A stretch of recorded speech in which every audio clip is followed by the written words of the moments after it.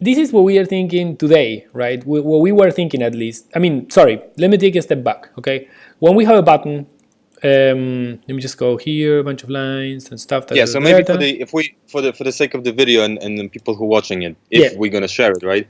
the thinking What are we try process. Yeah, what are we trying to do here is to figure out how we can do the linking between actionable props Exactly. in a more sort of like obvious or simplified way, right? Yes, Is that, am I and getting it right? Yeah. yeah, you are, and to extend to that, it's also like how do you how do you group certain properties that are common to some sort of state or yeah, state, I guess is probably, or layer, I don't know how to call it. And we'll see that here with an example. So what we have today on views is you can have a button, say in this case, put as a vertical, in which you have, like an action colon click from the outside world. And what you can do already on views today is you can do this. Props is active, right? Now, this sounds a little bit like repetition, but like we'll go through it now, and I can say actually something like text, and I can go and say, click me, right? In another example, this might be something like maybe action when clicked, right? And this is a thing that tells it's active, right? So Yeah. this is something that we have to do in views. So if you want to use, say, like a background color, and you want to go, this is red by default, and then when I'm on the active state, it gets blue. This is what you do today on views, right? Correct. And in theory, you can go here and say, the text has a color of, say, let's invert them, and then you go color active red. This is already possible, and it's all good. Now, when I got thinking about it, and this is what we've been having this conversation for the last, I don't know, month or so, maybe more, around trying to simplify this aspect. And what you, Tom, were bringing up is that essentially what you have is a group of things, a group of properties in a way that give me some behavior, some meaning. And just to anyone listening to this, one of the biggest problems that we have was around this, right? Like, how do you know what is active is, and what does is active mean at all, right? If anything. And that's when we started working with it. That the fact that it's active actually means is anything, and it's not only for. In this case, this is a button, right? That has a specific thing. You clicked it, it's active. But is it really the case? Is it always the way these things work? And we have another example here on the top that probably explains when this falls apart and when it's not generic enough. And so think about this, right? Say you have a text, and that text potentially shows something like, it's a loader, right? So the text shows that it's loading, that it failed, or that it succeeded loading, right? So in this scenario, if we were to do it with views today, I will put it here on the example here, you will have to do something crazy like this, and bear with me there. So, if it's ready, you have to say ready. Otherwise, and this is when we get into more JavaScripty stuff, you have to say props error, then failed. Otherwise, you have to say loading, right? Say, this is an example. It could be done differently, but overall, this is a way to do it, right? Yeah, Now, it depends how many toggles you have yeah, in and that action. in this case, I had three states. Imagine if you have more, right? It can get a little bit Yeah, hairy. correct. Yeah. So this is already madness, right? First of all, it's very error prone. Second of all, we're already introducing syntax, some JavaScript on it, so it gets a little bit more complex in terms of how do we deal with it, and so on. So my Totally. Yeah. thinking was, okay, so well, we in this specific application, I identify three things, right? I identify loading, failed, and ready, right? So I'm gonna take one of those as like my default state. In this case, I'm gonna say by default I'm loading, right? And then what if I could do something like this? Text ready, ready, and then maybe something like failed, failed, right? So what this means, this is conceptually the same thing, but it's simplified in the sense that I'm using some sort of descriptor to tell that I will be displaying a different text. So for a person looking at it and trying to understand it, it's easier to separate the waters in a way. And it's also less error prone because there is less syntax on it, right? Correct. Yeah, this and is nice. and this grows, exponentially. You can have text something else, whatever, and blah blah blah, and then text. Totally. And you don't have to repeat. You don't have to create those conditionals. Those very hard to sort of like reason with conditionals. Yes, exactly, and and that's the thing, right? So the now the challenge with this comes with, like, okay, so when we were looking at the is active one, there is one missing link here, which is how do we know when Yeah. ready The should be conditional applied? itself. Yeah. Exactly, The yeah. condition itself. Yeah. And that's a concept that we try to introduce here. I'm going to go to this example here on the top. And what this has is something like, okay, what if we introduce, in this case, we were calling it match. And we say, okay, when you match fail when props error is defined, right? And then you define what changes for fail, right? So you say, okay, well, the color on fail is red and the text on fail is failed. And then you also define how success is defined, and you say that success is when it's ready, and you say color success green, text success, success, right, or ready, or whatever it is. And this could be a way, right? We could say, okay, this could work, but maybe we can do better, right? And what does it How mean we better? can? How much better can it get? I think it can get better. I don't know. Let's give that a go. Let's see. This is nice. This is nice, man. This is exactly, yeah. Yeah, but what That's if? exactly the separation of concerns regarding each layer, each state, almost. Yeah, and now in your views code you could have these all mixed up, right? You could have match fail, here, and color fail here, and so on. But you could also nicely group it, right? And then you get a better sense of understanding when you look at that code. But there's one more step that we can take it to, and I was looking at that with a coworker here, Richie, and we were like, okay, so what if we start grouping things in a bit of a more sane way, right? In this case, meaning we don't have that much repetition of keys that, like, say in this case, Totally, yeah. That's the exactly what I failed wanted key or to success, right? suggest. Yeah. And we landed on this as a first iteration of it, in which you say, okay, well, let's flatten out, let's remove fail, right, or success, put it as a grouping value in a way, and then you enter like zones in a way, if you see it like this, scopes in a way. So Scopes, yeah. These are scopes, exactly. and they are scopes, yeah. So then and that was like, okay, that's already better. You can clearly see how they apply and so on. And I was like, that's okay, but we are introducing a new concept here, which is the concept of a group, in Of a views. scope, yeah. Yeah. Yeah, but maybe we can do it slightly different. And Okay. I went ahead and threw it like this. So essentially, we bring match one level up and we put it next to the thing that it matches to. So in this case, I can go, okay, fail matches props error. Success matches props is ready. Right? So it's conceptually it's the same, but now that line became a little bit more powerful. And this is in tandem with our, like, say, way of doing an on-click with a toggle that we have on the docs somewhere. So we can do on-click toggle props, toggle me, right? It's like a prop, an action, a verb, really, and what are you acting on, So it's Correct, a yes. pattern that we already have. Yeah, and we're not introducing the scope as a syntax. I mean, we can talk about scopes because I guess maybe it's important to talk about scopes when we talk in documentation about states, but we don't have to mess the syntax with it. Exactly, yeah. And now, when looking at this, Yeah, that's nice, man. That's then really nice. there's one thing, which is the keyword that we use, right? So match is, while it is widely used in English, it is a little bit techy in that regard. So there's probably one more thing that we can do. And at this point, we try replacing match with when.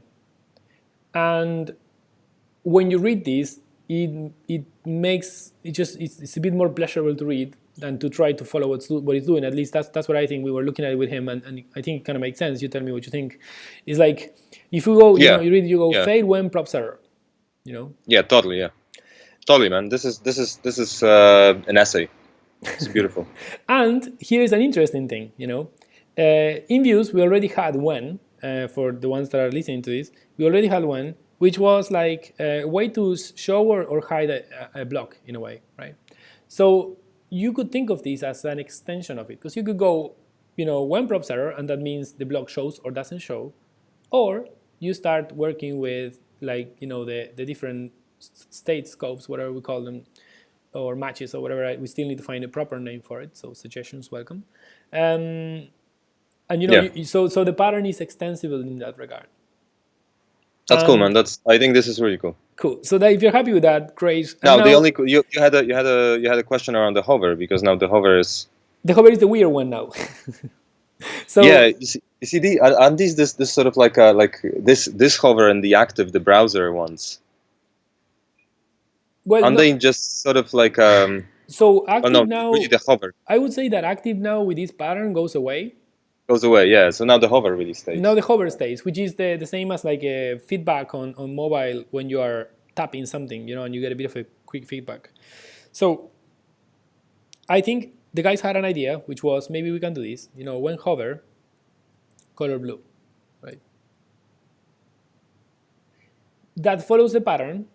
There is an action, and there is a noun, like a thing that you're acting on, in a way, and which is a system state in this case. Hover, for the ones that are reading out there, we kind of when we started with this distinction, what we found is that essentially in applications that have a user-facing UI, you have two types of interactions in a way. The ones that you define as transitions between your own things. So for instance, my text goes from the normal loading state to failed or to success in a way, or the ones that happen because the system provides them. And in the web or in pointer-based devices, it's a hover effect, for instance, and in touch devices, it's probably a haptic feedback or some kind of thing like that happens when you tap it or whatever, right?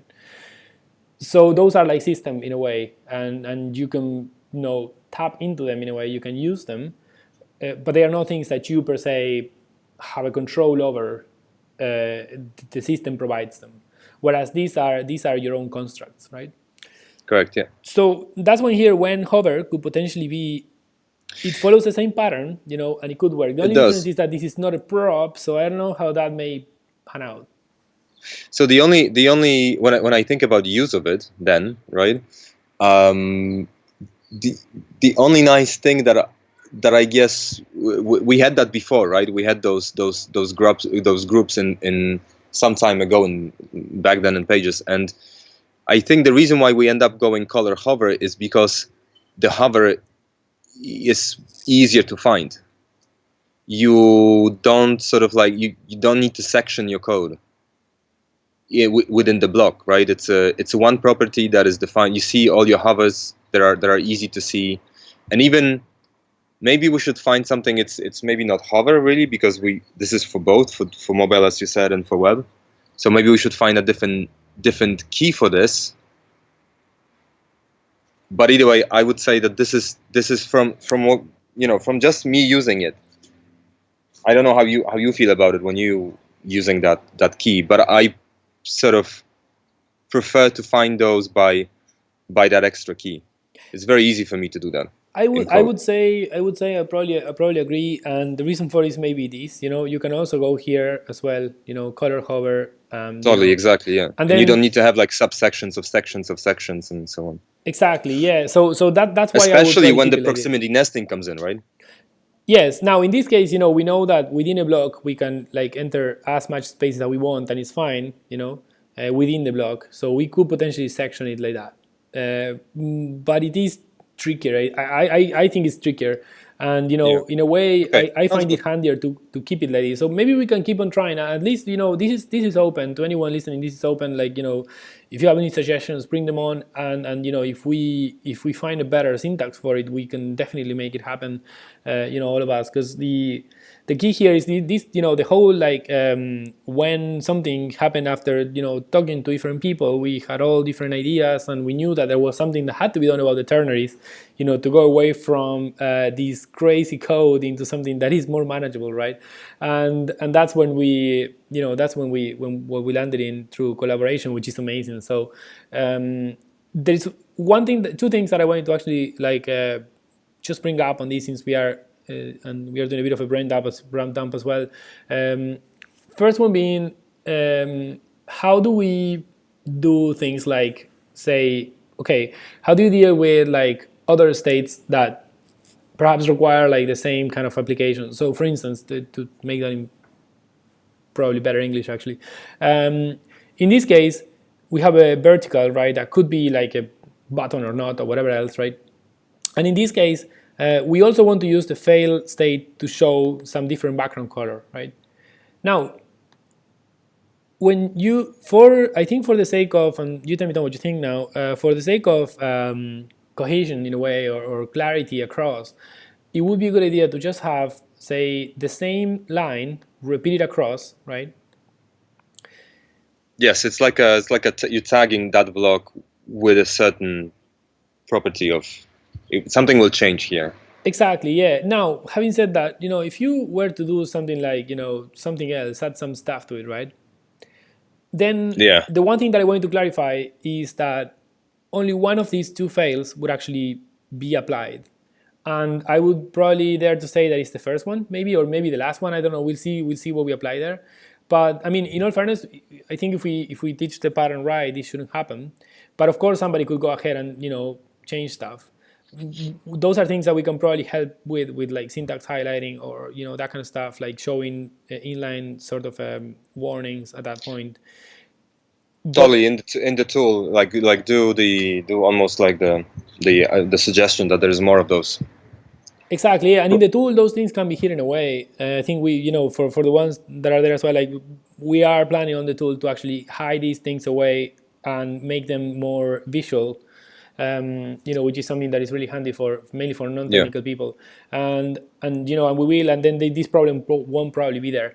But I think it's a sane trade-off at this point in time to actually say, okay, well, let's have that repeated. It's, if you need to replace it, is in code editors, it's generally a find and replace, which is a common pattern that exists on code editors. So it is doable. Yeah, and today we need to do those best practices of, like, for non-technical people, right? For those who don't know how to use code editor yet, we just need to bring them up in documentation. So that's cool, man. Yeah, exactly. I'm taking notes as we go. Good stuff. And there's one more thing that is there, which is like, okay, so Richie was asking me that before, and he was like, okay, so how does this apply to block level? Because sometimes you don't just want to show text, you want to show something else. And the answer is just plain when.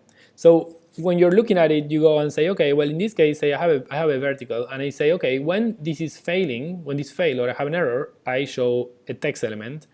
And when I'm loading, I show a loading element. And in the same way, I could say, that, I don't know, I have my ready view, right? And I show that when it's ready, right? So it opens those kind of things. Now, I wanted to... So can I ask you a question? Yeah. Can you mix them, though? Or should you mix them within the can you mix states of a block as you also choosing when it's going to be shown for specific properties? So you mean like a bit of like these and these? Yeah, exactly. Yeah. Well, I mean, I don't know if I fully understand the question, but if I do, I think it's the answer is no, and yes, probably. Because this is within the block, right? This is really comparable to an if or a switch or a ternary or whatever else in JavaScript, and this is more like, this is an if but at a greater level. So you can think about it as like the if here happens within the text element, not necessarily that, but like kind of, and then you can think about it as like the if here happens at the vertical. Yes, at the view level, yeah. To show which block is shown. But yeah, you can totally mix and match and do, yeah. Okay, because I'm thinking, if you could extract it as a part, it could be a different view, ready view. At this point, it's a different part. But if you would describe it, if you want to describe it at the vertical, at the point of views, you would say ready. Well. Ready is vertical, and you would say when props is ready, and then go, put all that text inside of it. Absolutely, yeah, that's totally possible. Yeah. So I guess just to show it here, what Tom is talking about is this. Yeah, so it doesn't have to be, because right now we jumped like parts, yeah. Like it's parts, but it could be actually also a type of a block with a name, at the point of use. Yeah, exactly, and I think this is that. Now, there is one thing that, so like I'm really excited about this because it opens the doors for the animations as a simpler pattern. That's something that we are really like after, like we keep after going after it, and we knew that there were some simplifications to be made, and I think we are at that point now. What I think is really cool about it is that now we have with this thing, we are very close to animations because of the transitions that we can make between values, right? That's the first thing, Correct. between Yeah. these different state changing. So that's the first thing that is really handy. And then the next one I think is that what we can do with it as well is also apply to other things, like say lists, for instance. Which is like say something that is very important as well. So imagine that you have a list, coming from some list, and then here you have a text element, right? That is just shows the like a label inside the list, right? Nothing there special about it. But one thing that we can do here is how do you do say something like an animation in or an animation out, right? So I think here we could, at this point, say you're adding 8 items to at least, right? And then we could do something like in, or I don't know, like some kind of like, we need to figure out the way, but potentially like some kind of state that goes, or even like when added, I don't know, something like that. But we can probably work out the way. This is like, out there. This is not to be discussed now, probably because, we're already like a little bit into it. But like, there is Yeah. something there, I think. Yeah, To there is. The way that I see it, is that you have the states defined already in your text block. So if you go down to the example where you have fail, success, and those three groups, then yes, these ones, then you have them defined already. So now you just need to define within each, which these are your frames. You can look at them as animation frames, and you can say, okay, when this goes to this, then when that goes on out, then that animation applies. When success goes on in, that animation applies. exactly, yeah. Now, You know what I mean? what we need to try to find is how do we determine an item coming in or an item coming out? Yeah, That's a totally. little Yeah. more of a technical thing, but but we like Yeah, for the the morpher. one thing that I think I didn't want it to disturb you before, but the one thing that I think we need to extract as a pattern, which is something that you tell me if I understood it finally correctly, because the way that I was thinking before is that if we can come back to when ready is vertical, and you have when props is ready, and then you have text, and that text is already ready, right? So it's like this is the you sort of mocked at the block level that state, right? Well, no. So So what happens here is that you because of the composition, really, vertical has this text in this case. So text is inside ready, right? Therefore, text will never show when ready doesn't show. exactly, yeah. So that's what I mean. So now if you would have to change the color of it, you would just have one color inside of that text, not color fail, color success, and so on. Instead, you would Exactly. have a success block that has when below, and then you define everything within that success block, Yeah. right? Yeah. Yeah. So that's I guess that's the pattern that I was wondering, could you match both? Could you use both? But there's no point, the one or the other, really. Yeah. Yeah. That's how it works, using either one, either on the block level, or using one on the within the block. Yeah. Yeah. Okay. All right. Sounds good, man. I think I got that. The only thing is that it sort of it plays around a little bit with the stuff that I've done for the documentation with the atomic design, because I guess right now we have a scope idea. But this is atomic That design in play. still. This still atomic. No, it is, but it's with the graphs I've done. With the graphs I've done, I need to revisit them probably, and we need to add scope there, right? Would you agree with this or not? I guess like I would try to hide the concept of a scope as much as possible, in a way. Why would you do that? You mean from non-technical people? Yeah, like just until it's necessary, like, because this is a pattern that can be taught as like, okay, sections of style in a way, or sections of properties that get These applied are for to. non-technical people, man. These are like artboards. For designers, like artboards. For non-technical, I would say like animation frames in your functionality, Yeah, right? probably, yeah. So you can animate between these functionality frames. You have success, error, and ready, and Okay. you can go from one to the other and just animate between them. If you look at them as artboards, this is how we would be designing them, right?